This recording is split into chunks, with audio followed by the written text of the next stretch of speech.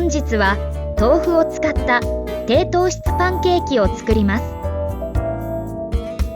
今回使った材料は絹豆腐 50g、卵1個、おからパウダー 20g、ラカンカ 10g、ベーキングパウダー 3g、絹豆腐 50g、卵1個、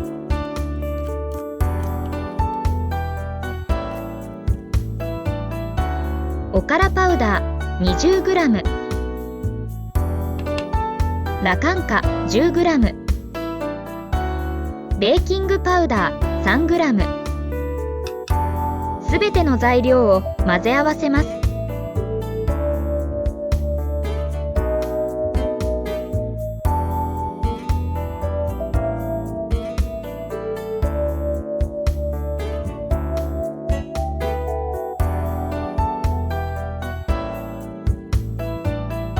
薄く油をひいたフライパンで焼きます。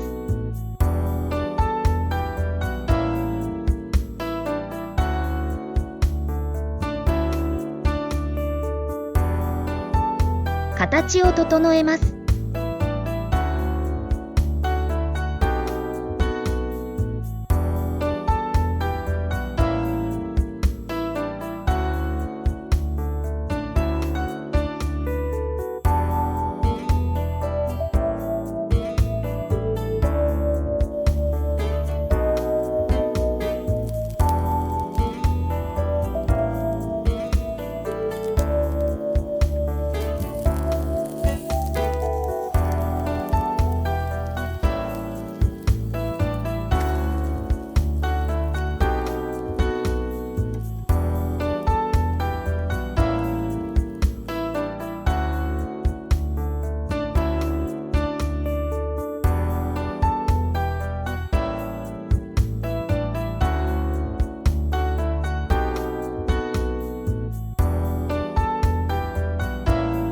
あとは蓋をして弱火で火を通したら完成です。